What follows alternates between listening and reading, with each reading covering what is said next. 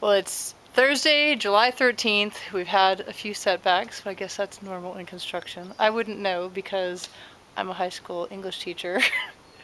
Wannabe construction worker, I guess, but I'm trying to build my own house. So anyway, we are working on the ICF walls. So I'm going to explain a little bit about what we've been doing the past couple of days, and it's been tricky. So we're trying to focus on this first row, or first course, as they say, and getting it straight. We're trying to line it up, get it as straight and plumb as possible. We know that once you put the bracing up, that's going to make adjustments on that, but we've had some things that we've had to figure out.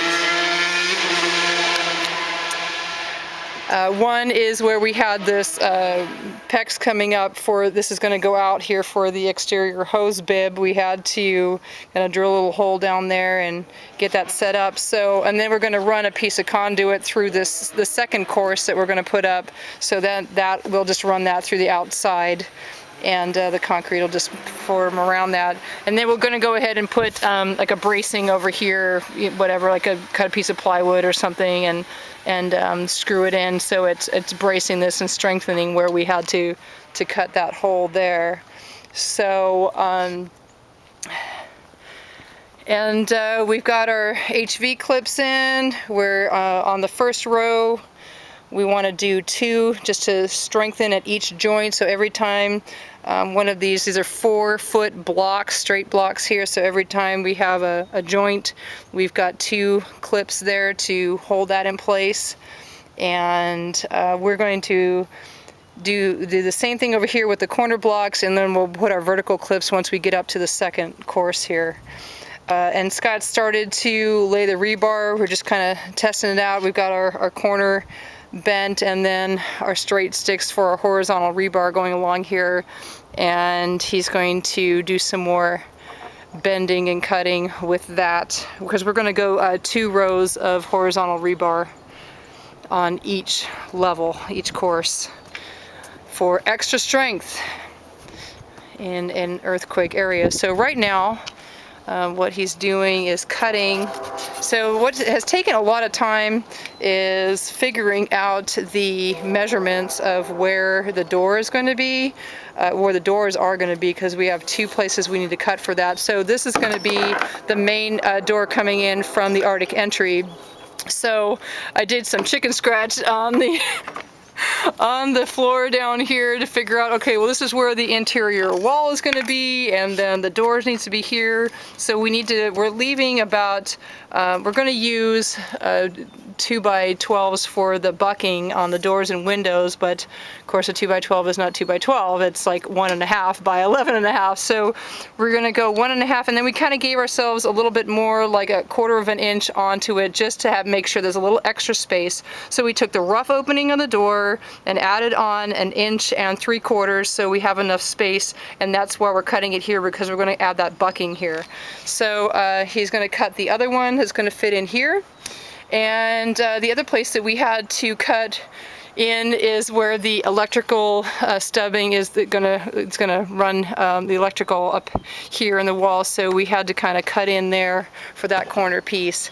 And this is all going to be fine because it can be hidden behind drywall, and that's where the refrigerator is going anywhere, so it doesn't matter. And the other place that we had to do we're going to do some cutting is over here in the front.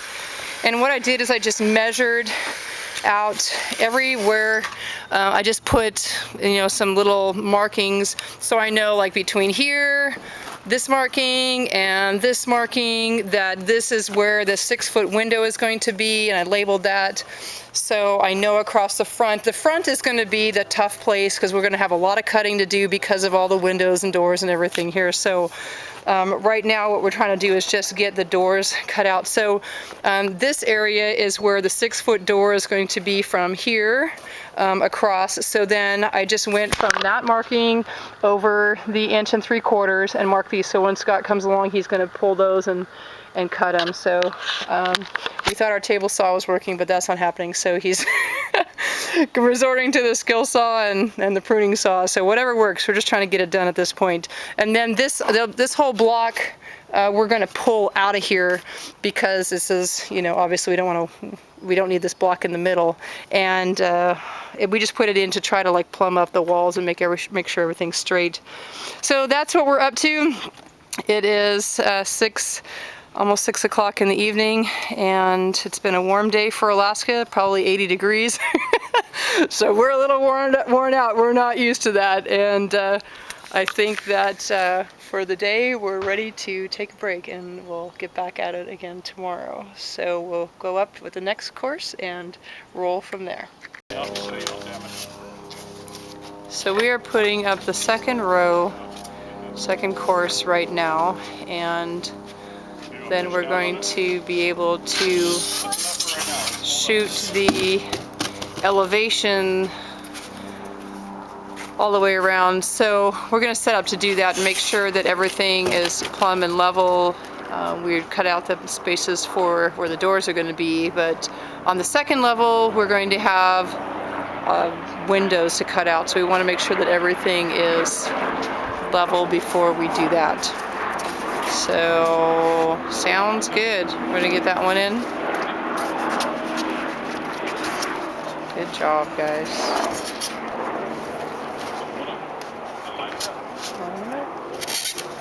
Just like big Legos, huh, Imogene? Like putting Legos together. Yeah. Okay, so we just shot our elevation on our second level of blocks, and we started off with 24 and what was it? 24 and 1/8, and we were perfect until we got about right here, and there's about 1/8 of an inch difference here, and over here there's another 1/8 of an inch difference. So we're 1/4 inch different at the worst place. So that's not really worth fussing over. So that's pretty plumb. I mean, is it perfect? No. But is anything in construction ever perfect? No. So are we ready to foam it then and get it in place? We're ready to foam it. I think I mean, when we leveled the blocks all the way around, they're just dead level everywhere you went. Mm-hmm. So yeah, we can live with a little imperfection there. Okay, we should foam it and get it in place then. Yep, we're ready for foam.